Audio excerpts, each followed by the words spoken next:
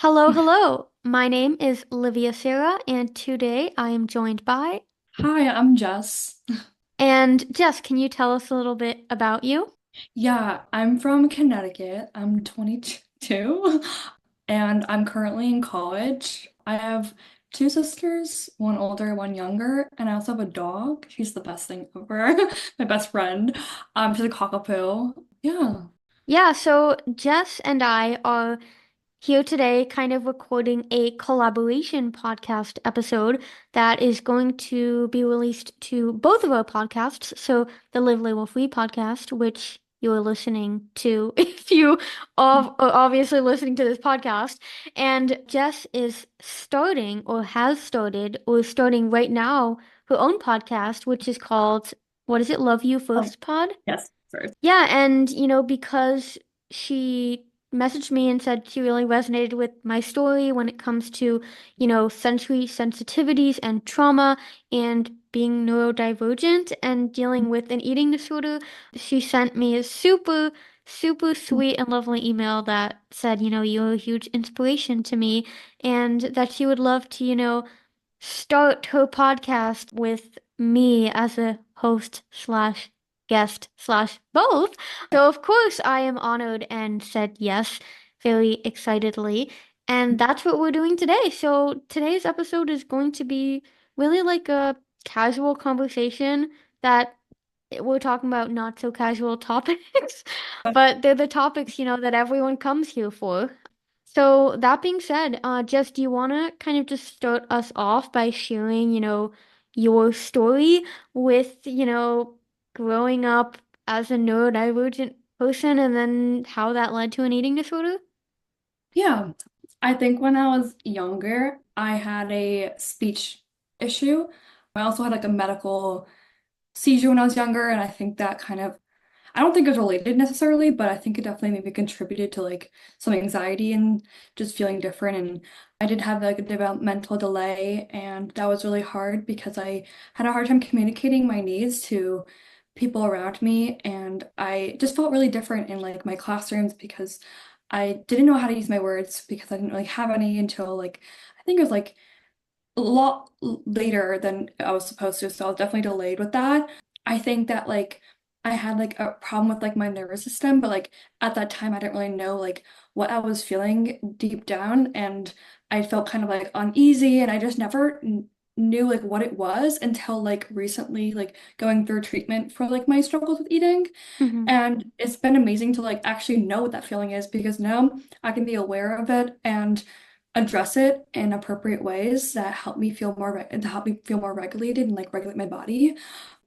And I think that like again, like in school, like I struggle with like trying to figure out like what external factors like kind of like help me become more regulated. So I think that's why I had a hard time with like my behavior and again communicating my needs. And I saw a lot of like sensory stuff like deep pressure and a lot of attention from like adults and like movement because I wanted to Mm-hmm. move my body to like try and regulate my body. And that was basically kind of like what I struggle with like throughout my life, like growing up. And I think that has really contributed to like my eating disorder because I felt ashamed, I felt different. And I just think like there's a point where like my parents kind of like thought that like changing your diet could help you possibly feel better. Mm-hmm. And I don't think putting me on a diet is going to help my mental health because I tried it for so long and like I clearly didn't do on a diet. Yeah. I ended up in treatment. Yeah. So yeah, and I think also like a lot of like what kind of contributed to like my eating disorder as well is like being observed through like testing, like academic testing, Mm-hmm. and always having something watch like how I move, how I eat, how I etc. And like I really felt like I was on the spotlight, and I felt like I always had to like kind of perform in a way to like be like, oh, this is me, like. And they're like watching me like writing things down in notes, and it just felt kind of like intrusive, and I just felt like watched. And I think that impacted how I perceive myself because if I didn't perform perfectly or if I didn't perform this way, like I just felt like I struggled with my self-esteem and I didn't really know like any better. And I think that kind of like caused me to have a hard time with like asking for help because I didn't like I relied like a lot on like adults because I didn't really know like I didn't trust my peers because I think that like I think like I just felt different. And I Hmm. think the adult attention kind of like helped me to feel like safe. And I Hmm. think like a lot of what I'm learning now in treatment is like my nervous system and like figuring out like what makes you feel safe and like regulated. And like something my therapist was talking about was like the polyvagal theory. I'm not really sure, like I was entirely sure. literally, as soon as you said, you were talking about your speech delay and then your nervous system issues and dysregulation, like that was the first thought that popped into my head was polyvagal theory. And I know you've read my first book, Rainbow Girl, and my Yeah. second book, How to Beat Extreme Hunger. I actually Mhm. do this like total scientific deep Mhm. dive into explaining the polyvagal theory and its role in eating disorders, especially from this neurodivergent lens, and how Yeah. I believe in a lot of ways that the eating disorder and engaging with, the restrictive and overexercise behaviors are an unconscious attempt to manipulate our nervous system to get Yeah. into the state of safety. Have you ever seen, because you're obviously familiar with it, have you ever Mhm. seen a polyvagal chart? I think I have. Isn't it like kind of like I think my therapist actually showed me this recently. Isn't it kind of like the middle where it's like I think there's like something like different like parts of it, right? Kind of like that. Like Yeah, there's like a yes. Yeah, so on top you have like red, the Mhm. dorsal vagal response. Then you have yellow, which is fight or flight mode, or Yeah. the mobilization system. And then you have green, which is, what is it? Social engagement system.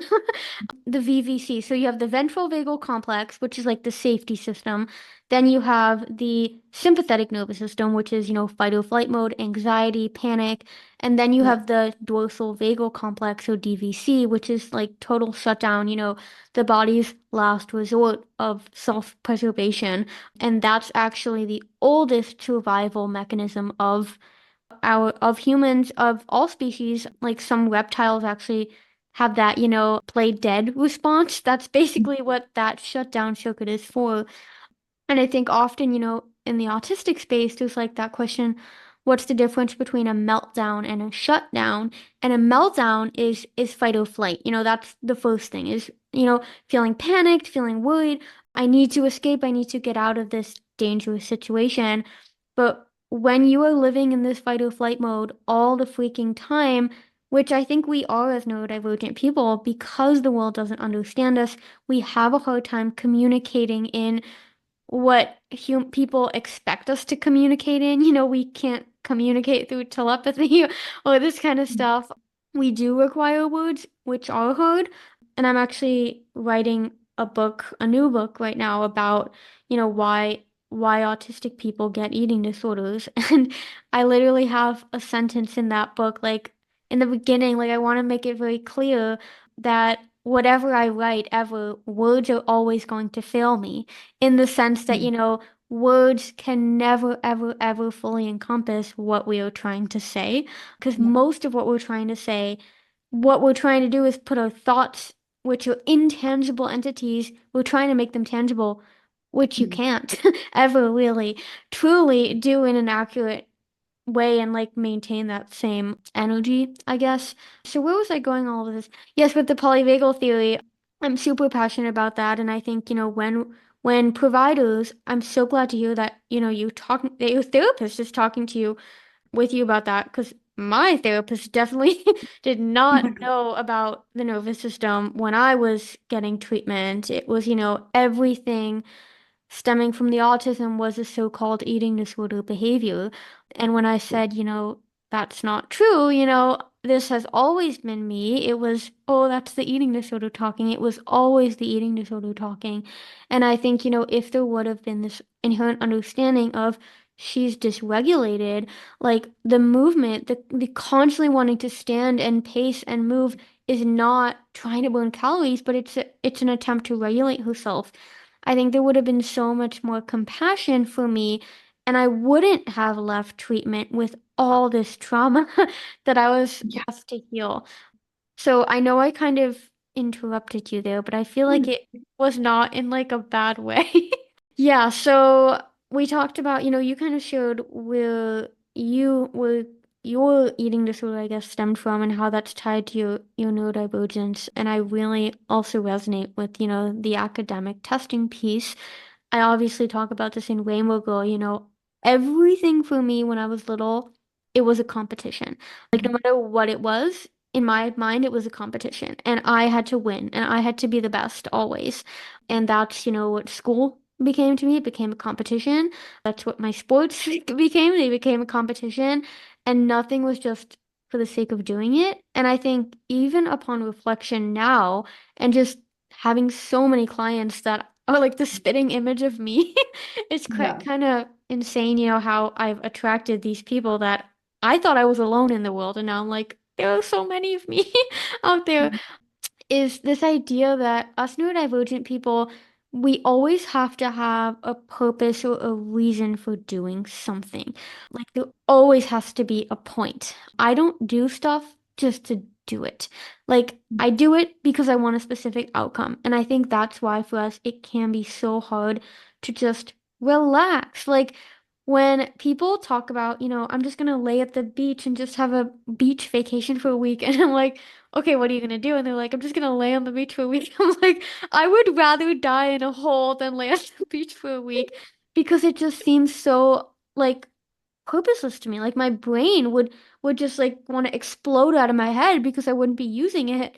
And I think again, it's that fight or flight mode. Like I always need to be doing something. Like my thoughts always need to be channeled somewhere. Otherwise, they just like build up, build up, build up until I have like a bomb in my head and it's gonna explode.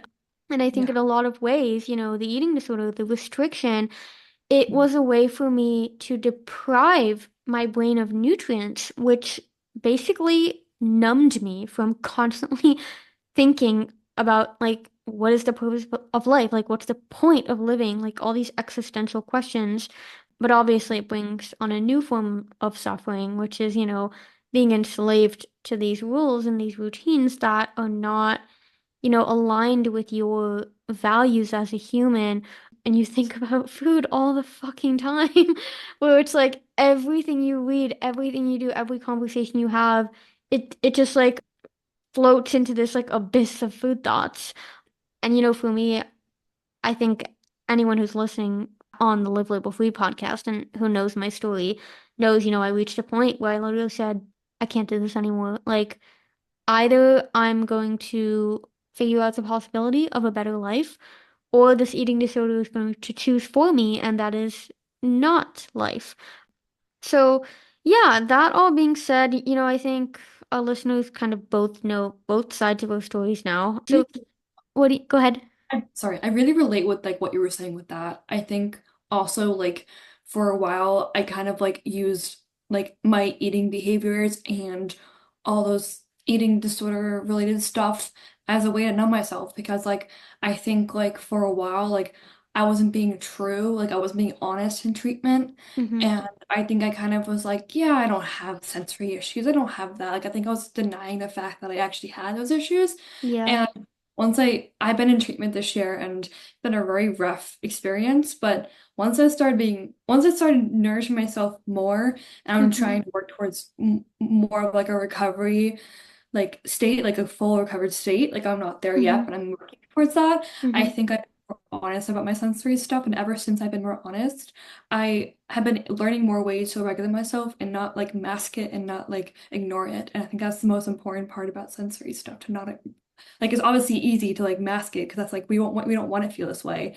and like we're afraid to like I guess the world's kind of like not designed. I feel like for us sometimes I feel like that sometimes for me, like that it's not like designed like for me sometimes. And I feel like that's not true because there all are communities out there where like you can relate and understand each other. And I think a lot of it is like stigma too around Totally. neurodivergent and Yeah, stuff. and I mean with masking what you say, like it becomes the default because that's what you've been conditioned to do.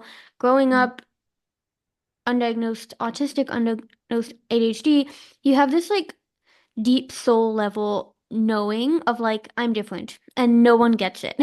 And that's kind of where the whole like neurodivergent alien terminology comes from, is you feel like you're an alien dropped on a planet to which you don't belong. Because to be honest, this world is not designed for us. But, that doesn't mean that we cannot function in it without having like accommodations and stuff. And I think for me, there was so much magic in discovering my neurodivergence because it allowed me to build this community of other people who did get it. And I always grew up, with this belief of no one gets the deep, gut-wrenching feeling of existential loneliness that I have felt since the day I was born. Literally feeling like the entire world is some sort of like Sims game and you're like a living thing like in the simulation. And you're like, I am out of place here, but you don't know why. And I think when people ask me, why do so many autistic people develop eating disorders? I'm like, well, it's kind of a no-brainer because if you think about it, we have no control over anything that happens our environment. But what do we do? Have control over. It's how we eat and how we move. Like that's the one, two things that every single human has control over every single day. So it's like, why wouldn't you turn to that to gain this sense of control? Or rather, instead of control, I feel like safety is a more accurate word because I think that's Mhm. another kind of, I feel, misconception about eating disorders. And I remember posting on Instagram my opinions on this, and a lot of people got upset with it, probably because it went against what they were conditioned to believe. But I remember saying, eating disorders aren't about control, they're about safety. And I think we are so conditioned to believe that they're about control. But we kind of need to zoom out for a sec because when do humans seek control? They seek control when they feel unsafe. So, Yeah. a metaphor that I really like is, imagine someone's like swimming in the Atlantic Ocean. They just got dropped in the Atlantic Ocean from out of nowhere, and they're like, I don't know if I can keep this up. Like, I don't know if I can swim. I don't know how long this is gonna last. And then suddenly, like a life raft appears, which is the eating disorder, and they grab onto the life raft. Well, if you were just an observer seeing someone grabbing onto a life raft in an ocean, you would not say they're grabbing onto the life raft because they want control. You would say they're grabbing Yeah. onto the life raft because they're seeking safety. And I Mhm. think the safety is the precursor to control because we only seek to control something when we feel unsafe. And I think this, again, all comes back to polyvagal theory, nervous system regulation, is when we don't feel safe, we go up that polyvagal ladder, we go into fight or flight mode, we go into shutdown mode, and we become desperate. And when we're desperate, we'll do anything to try and survive and to try and navigate, even if that thing is an eating disorder, and even if that is our destruction. Yeah. That's actually a really good way to like think about it. Yeah. I never like I feel like in treatment too, like they use the word of control a lot. And Hmm. I think, I mean, although I am currently in a lower program like IOP, I have been in higher levels of care, and I think a lot of it has been control, control, control. And I just Yeah. don't like, I've been, me personally struggling with like sensory stuff. Like, it's a good way to like kind of like reframe it and like a new perspective to see like in a different perspective, kind of. Totally. Yeah. Yeah. I'm so happy you like that. Yeah, because I remember actually coming up with this life raft metaphor. I mean, coaching is just such an amazing experience because I learned so much from my clients and I specifically learned so much how to phrase and explain things from them. And I Mhm. remember was this one message from a girl who I have just built this incredible friendship with, and she sent me a WhatsApp and she said, this idea of my eating disorder being about control, it just never sat right with me. And through coaching, she discovered that the eating disorder was much more about us getting the sense of safety and security and trust to calm that anxiety rather than it being about control or manipulation, which is Yeah. often, you manipulating, but it's like we forget that manipulation, whatever we call manipulation, is a form of self-advocacy. Like Mhm. in my book, I talk about how I manipulated my weight. I guess you could call it manipulation from one angle, but for me, I was claiming my autonomy. I was trying to prove that no one could tell me what to do. And we Yeah. could call that controlling, or we could see it as, wow, she is so desperate that she will go through to any measure to prove she has autonomy. And I think, again, when you Indeed. come from that compassionate lens, that opens the doors to actually helping someone. Because if we're going to come at it with this attack and this force and these awful labels, like manipulative and controlling, like no one is helped by using that kind of language. Like no one is helped. So you mentioned sensory sensitivities. I think this is a really important factor that I do talk about and that I was actually writing about today in my next book. Not my next book, a future book, because my next book is already finished. But a future book, I talk about, all the reasons why neurodivergent people develop eating disorders. And one of them is, that nervous system piece. Another piece is, the perfectionism, the black and white thinking, the literal thinking, the need for structure and routine and predictability. And another one is, sensory sensitivities, and I think when we are talking about our sensory system, this encompasses that idea of interoception and being able to recognize our internal cues and what our body is telling us. So can you kind of elaborate on what are some of your sensory sensitivities and how do you feel A, that those like manifested into food, and B, how are you learning to meet those needs in a way that's actually supportive of you? I know that's like a lot of questions in one, but I couldn't find another way to ask. No, it's really good. That's a really good question. I think for a long time, I think I had a hard time with like when there's a lot of stuff going on around me, I have a hard time filtering it and being Yes. present. Yes. And I noticed that in grocery stores, I have a really hard time with like, I actually didn't really realize this until going through treatment, like bright lights and like being in like really lit plate, like bright places. I think that makes my brain like kind of overwhelmed and overstimulated. I think with like social like stuff like that again like, with like the grocery store and like a lot of information going on at once like I think that with like peers too like being around people when like there's a lot of conversations going on like I don't know where to look I don't know where to focus like I think that I think like textures too sometimes with like clothing Oh I'm my not gosh, don't even get me started on clothing textures. I don't know if you listened to this episode, but I had a recent episode come out. I say recent, but like by the time this comes out, it'll be like 2 months ago. The title of the episode is Eating Disorder Reflections, like through an autistic lens or something, because that was just a better title than laundry disaster. Because I was like, no one is gonna want to listen if I call it laundry disaster. But in that episode, I talk about how my laundry disaster like allowed me to reflect on my eating disorder. Because basically, I was living at home a few months ago because there was mold in my apartment walls in Boston. So I had to move out, put all my stuff in storage, moved back to the Netherlands. Now I'm in Spain. And I basically washed all my clothes at home, but there was kind of a mishap because my family is very different than me. We won't go into detail how that happened, but basically I ruined every single article of clothing that I own. oh And it was like I had no way of expressing how I felt because I was just like completely numb in that yeah moment.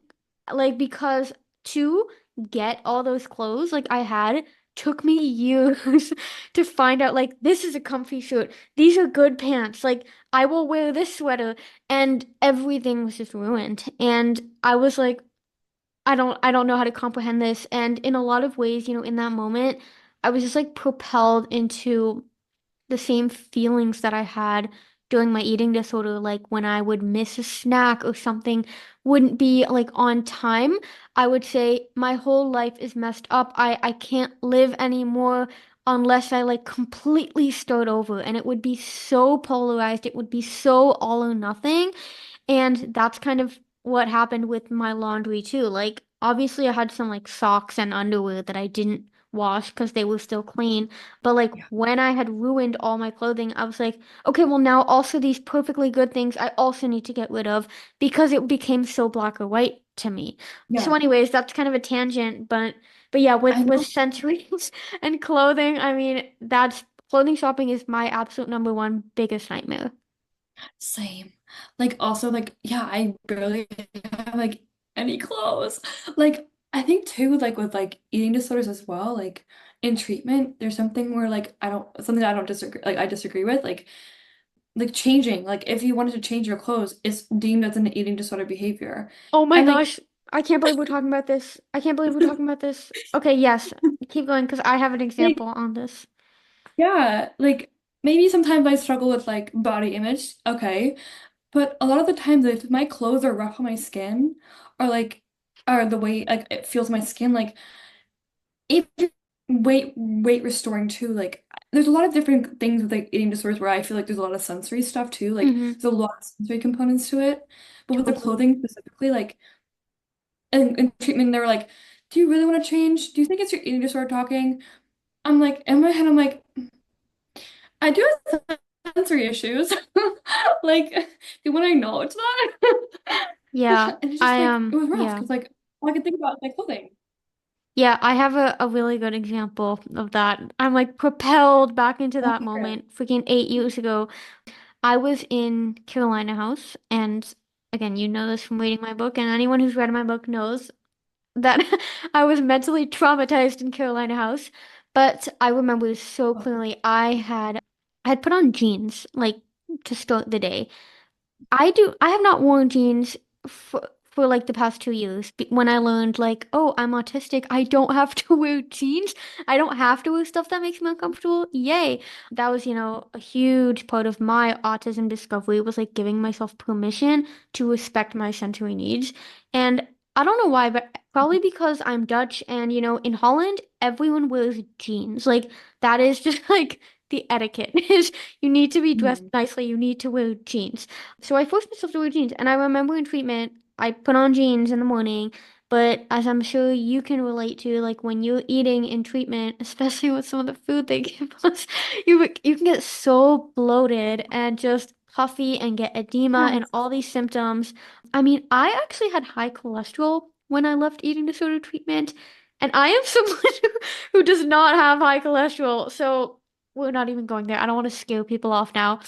But so I had the jeans on and I was so bloated to the point where like I would unbutton the jeans and they would just like, pop out because it was so tight. And I remember going to the RPA, residential patient assistant, and saying, please, like, can I please go upstairs to put on my stretchy pants from Target? And she was like, no. Mm. And I was like, A Target. why? Like, and I showed her the jeans, and I said, look, like, I cannot wear this for the rest of the day. Because this was like just after breakfast. I was like, there's no freaking way in hell that I'm gonna get through this day wearing these jeans. And she said, no, that's an eating disorder behavior. And I said, how? And she said, well, you chose to wear jeans today and you can't always change.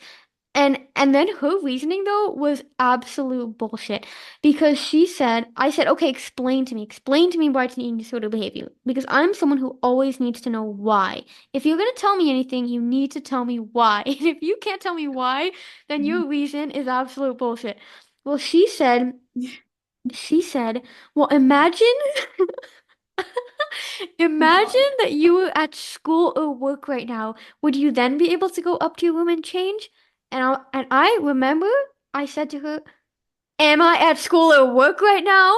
And she was like, no, but that's the point of treatment is that you'll be able to. And I'm like, but I'm not fucking at school or work right now. And and we had this huge argument and it ended up in, me having to talk to my therapist because I was trying to Mhm. control the RPAs and I was like, what a fucking joke. And that's just like one of those examples that I'm like, again, right now you can tell I'm getting so riled up because it just makes me so angry how these Mhm. treatment, quote unquote, professionals feel like they're in this hierarchical position to tell people like us who are the quote unquote sick ones how we should be dealing with these circumstances that are like they don't know what an impact like the sensory overwhelm can just have on our entire nervous system. And that's the thing that causes trauma. And this is actually Yeah. called And it, can I interrupt you iatrogenic again? harm. It's a term, it's called iatrogenic harm, and it means when the treatment or cure for something is actually making a person worse. Wait, what's it called? I'm gonna write it down. I'm interested. Iatrogenic harm. Yeah, Oh, so it's also called iatrogenesis or iatrogenic. I can't pronounce it, but interesting. Okay, it's okay. yeah, but I just Googled it and it says iatrogenic. I'm not even gonna try. Refers to harm experienced by patients resulting from medical care. And I think that's often, what neurodivergent people experience when going through eating disorder treatment is they often end up being traumatized by the treatment because it's not Mhm. neurodiversity affirming, because it doesn't offer accommodations, because it doesn't even try to validate how sometimes lived experience is more of a qualification than being a licensed whatever. Yeah. And I feel like people are gonna get mad at me for saying that, but I have no shame right now. And also too, like if you were in the workplace or like a job, etc., like if you had a bag packed with clothes, you can go change. Right? Like you can go to the bathroom and fucking change. Like, yeah, I mean, Not so like the law no, but that this you like can't change. specific OPA, no one liked her. She would in the morning, you know how in the morning like you have to be done at a certain time so you can all go to breakfast in residential. She would literally be playing like the final countdown, that song. And anyone who wasn't like there before the final countdown, she would be like, "Well, now I'm plating your breakfast for you." That would be the punishment. It was That just seems that's no, so wrong. no one Because I liked feel like no one liked her. Yeah. Mhm. I feel like that Um, just like makes the higher I can't pronounce the word. hierarchy. Yes. Like I feel like that kind of like comes in now. Like when like she like well when they said that like they would plate breakfast for you, like if you can't go plate breakfast yourself, the whole point of treatment is to have more autonomy. And if they're taking away that from like if with like prating, like if they're taking that away from you, like that's wrong. It is wrong. It is wrong. But yeah. What can we do about it? Except for, have podcasts and write books and keep advocating for lived experience. Because I know, I'm no qualified therapist. I have no fancy degree hanging on my wall, but I refuse to get one too. And people are often shocked when I say that.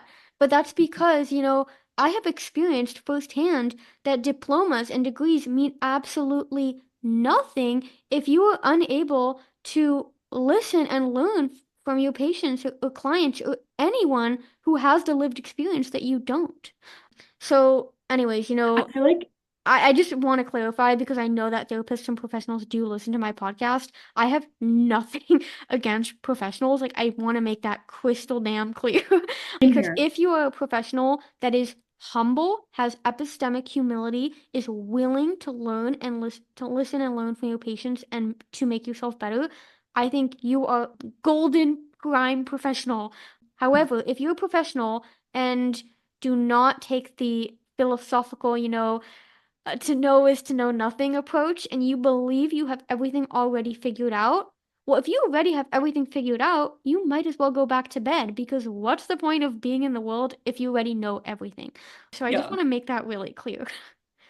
Yeah, I'm nothing against professionals either. Just making that clear too. Yeah. Yeah, so I feel like we could honestly talk for hours. I know this. So I don't know if we should like start wrapping up or if there are a few other things you wanted to touch on. I think we touched on a lot of good stuff today. Yeah.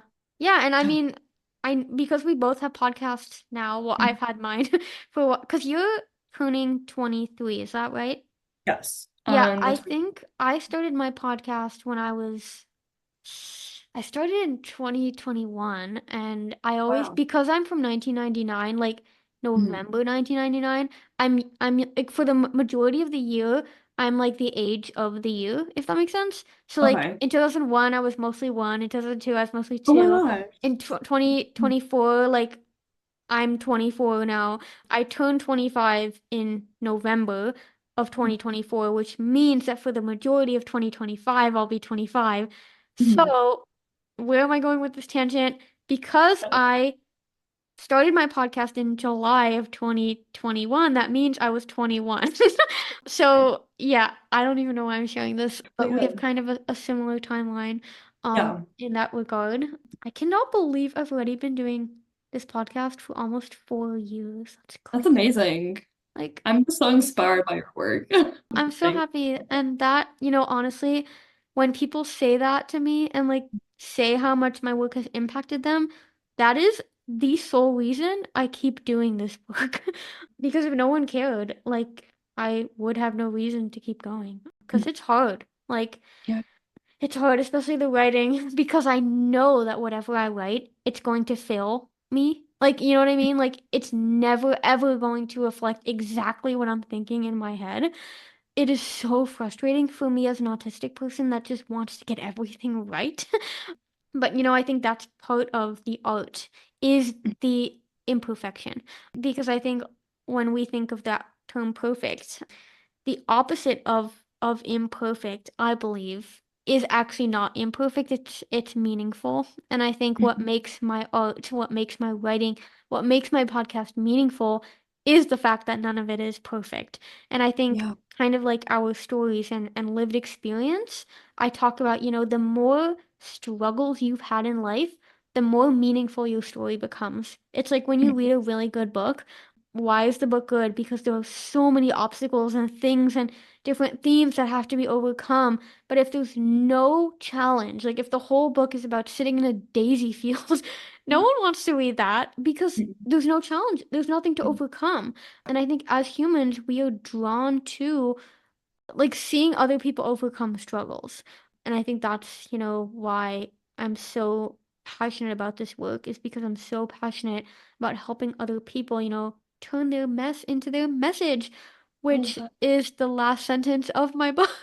For anyone who's not read, I always think that like everyone has read my book, I don't but know. I that's love so that. not true. Mhm. But yeah, I mean, I definitely think that in the future we'll have to do another podcast together Yes.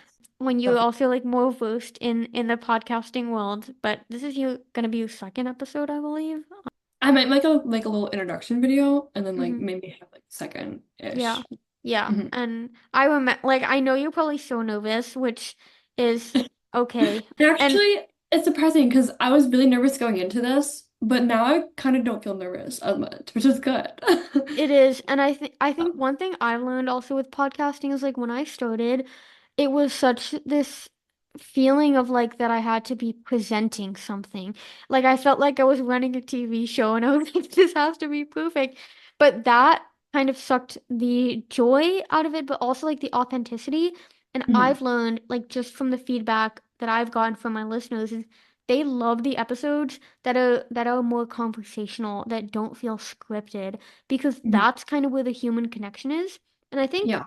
obviously, I don't want to put words into your mouth, but I think because this conversation has been so conversational, I think that also for me, because I'm nervous always before a podcast recording too, but then when we just talk and I try to pretend like this isn't being recorded, it Mhm. just takes all the kind of pressure away. So yeah, I'm so grateful to be your second episode, and I'm so grateful for everyone listening to now know Jess. So before we sign off, Jess, can you share where can people find you if they want to get in touch with you? Maybe share your email and Instagram or anything else that might be helpful for them to contact. Yes, I have an email. It's jessicasantel@hotmail.com, and I have an Instagram. I'm still working on my Instagram right now, but I do have a recovery focused Instagram. Like I'm gonna have a separate Instagram for my podcast. My Instagram recovery one is recovery dot. Let me just double check this really quickly. My Instagram is recovery diary. I'm looking at it right now. recoverydiary.js.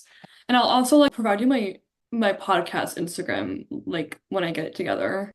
Yeah, yeah, and I mean, I will like leave all the links in the show notes too. And for anyone listening on Jess's podcast, My website is livelabelfree.com. There's a contact form there. There's a free audio training there. There's my courses there. There's my books there. Everything about me is there. And then my Instagram is at livelabelfree. That's live, L-I-V, label free. Yeah, and I'm sure that we'll both like cross put the links in the show notes and we will help each other get that sorted out. So thank you, Jess, for coming on. Thank you for having me on your podcast. This is so weird Thank you because for I've having me never here. done like a cross podcast before. Thank you for everyone listening, and we'll talk to you soon. Bye bye for now.